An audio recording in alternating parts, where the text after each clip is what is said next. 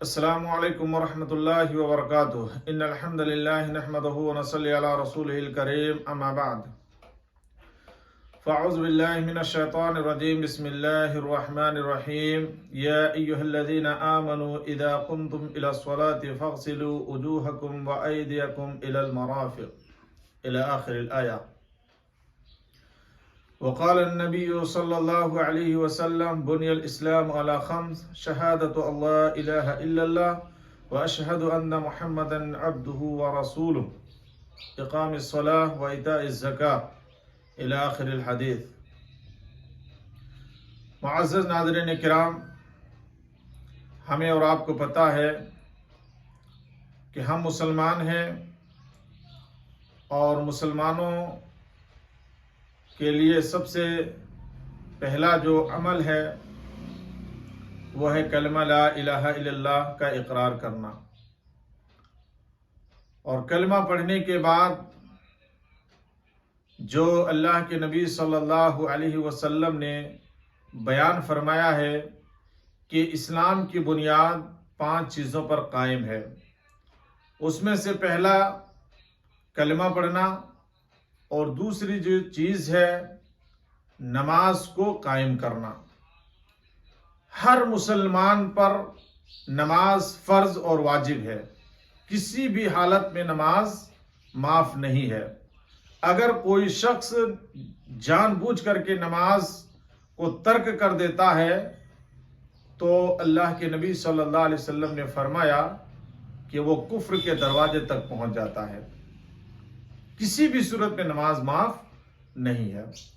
تو ہمیں اور آپ کو نماز سے پہلے آئیے ہم ایک آیت کے ذریعے سمجھنے کی کوشش کرتے ہیں کہ نماز کے لیے ہمارے اوپر کیا چیزیں واجب ہے، یا نماز سے پہلے ہمیں اور آپ کو کیا کرنا ہے. اللہ تبارک و تعالی نے قرآن مقدس کے اندر ارشاد فرمایا، یا ایہا الذین آمنوا اذا قمتم الى الصلاة فاغسلوا وجوہکم وایدیکم الى المرافق. اللہ تبارک و تعالی نے اس آیت کریمہ کے اندر ارشاد فرمایا، اے ایمان والو، جب تم نماز کا ارادہ کرو، جب نماز کا وقت ہو جائے اور نماز پڑھنے کا ارادہ کرو تو سب سے پہلے تم جو ہے وضو کا اہتمام کرو، طہارت کا اہتمام کرو، یعنی پاکی، صفائی ستھرائی. تو آئیے ہم آج کے درس میں یہ جاننے کی کوشش کرتے ہیں کہ وضو بنانے کا صحیح طریقہ کیا ہے جو اللہ کے نبی صلی اللہ علیہ وسلم نے بتایا ہے. تو اللہ کے نبی صلی اللہ علیہ وسلم نے فرمایا کہ وضو کرنے کا جو طریقہ ہے، سب سے پہلے بسم اللہ پڑھی جائے. پوری بسم اللہ الرحمن الرحیم نہیں، صرف اور صرف بسم اللہ. بسم اللہ پڑھنے کے بعد جو ہے دونوں ہاتھ کو دھلا جائے کہنیوں تک، کلائی تک، اور دونوں ہاتھ کو دھلنے کے بعد کلی کیا جائے. 3 مرتبہ کلی کرنا ہے. اللہ کے نبی صلی اللہ علیہ وسلم نے فرمایا کہ 3 مرتبہ کلی کرنے کے بعد جو ہے 3 مرتبہ ناک میں پانی چڑھاؤ، اور یہ چھوٹی انگلی سے یہ نرم جو ہڈی ہے اس ہڈی تک پہنچاؤ، اور ناک کو پھر جھاڑو، اور ناک کو جھاڑنے کے بعد جو ہے پورے چہرے کو دھلو. یعنی یہاں سے، یعنی پیشانی کا جو بال نکلتا ہے یہاں سے لے کر کے یہ کان کا جو لو ہے یہاں سے لے کر کے یہ نیچے تک 3 مرتبہ دھلو. جب بہترین انداز سے دھل لو اس کے بعد جو ہے 3 مرتبہ داہنے ہاتھ کو دھلو کہنیوں سمیت. اور جب داہنی ہاتھ کو 3 مرتبہ دھل لو اس کے بعد بائیں ہاتھ کو 3 مرتبہ دھلو.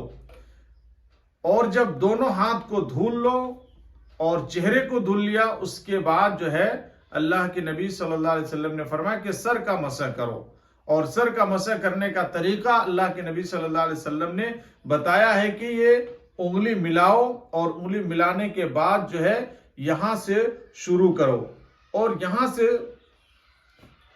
یہاں سے شروع کرنے کے بعد جو ہے گدی تک لے جاؤ، اور گدی سے پھر جو ہے واپس پیشانی تک لاؤ، اور پیشانی تک لانے کے بعد یہ جو شہادت کی انگلی ہے اس کو کان کے اندر ڈال کر کے اور یہ انگوٹھا جو ہے اس کو پیچھے گھمانا ہے تر کر کے. اس کے بعد یہ جو ہے مسح ہو گیا. ایک چیز میں یہاں یہ بتلا دینا چاہتا ہوں کہ اللہ کے نبی صلی اللہ علیہ وسلم نے فرمایا ہے کہ وضو کے اعضاء 3 مرتبہ دھلنا سنت ہے. پہلی 1 مرتبہ دھلنا واجب ہے، 2 مرتبہ دھلنا مستحب ہے اور 3 مرتبہ دھلنا سنت ہے. 3 مرتبہ سے ہم اور آپ زیادہ وضو کے اعضاء کو دھو نہیں سکتے ہیں. 3 مرتبہ دھلنا ہے. اس کے بعد جب ہم پورا چہرہ دھل لیے، ہاتھ دھل لیے اور سر کا مسح کر لیے، اور سر کا مسح کرنے کے بعد جو ہے ہم اور آپ کیا کریں گے، پاؤں کو دھلیں گے اور ٹخنا سمیت دھلیں گے 3 مرتبہ، اور اپنی چھوٹی انگلی سے جو ہے اپنے پاؤں کی انگلیوں کا کھلال کریں گے تاکہ کہیں جو ہے بال برابر جو ہے سوکھی جگہ نہ رہ جائے. اور دائیں پاؤں کو دھلنے کے بعد پھر جو ہے بائیں پاؤں کو 3 مرتبہ دھلا جائے گا. اور اس بات کا خاص طور پر اہتمام کیا جائے کہ کوئی بھی وضو کے اعضاء وضو جو ہے کہیں بھی سوکھی جگہ نہیں رہنی چاہیے. اگر کہیں سوکھی جگہ رہ جاتی ہے تو اللہ کے نبی صلی اللہ علیہ وسلم نے فرمایا کہ اس کا وضو مکمل نہیں ہوگا، اور جس کا وضو مکمل نہیں ہوگا اس کی نماز نہیں ہوگی، اور جس کی نماز نہیں ہوگی گویا کہ ہماری اور آپ کی محنت رائے گا اور برباد جائے گا. اس لیے جب بھی ہم نماز کا ارادہ کریں، جب بھی نماز پڑھنے کا ارادہ کریں تو بہترین انداز سے جو ہے پہلے تو اپنے بدن کو پاک کریں، اور بدن کو پاک کرنے کے بعد کپڑے کو پاک کریں، اور کپڑے کو پاک کرنے کے بعد جو ہے بہترین انداز سے وضو بنائیں جس طریقے سے اللہ کے نبی صلی اللہ علیہ وسلم نے وضو بنا کر کے اپنے امت کے لوگوں کو بتلایا ہے اور احادیث میں وارد ہوا ہے. اسی انداز سے ہمیں اور آپ کو وضو کرنا چاہیے. اللہ رب العالمین سے دعا ہے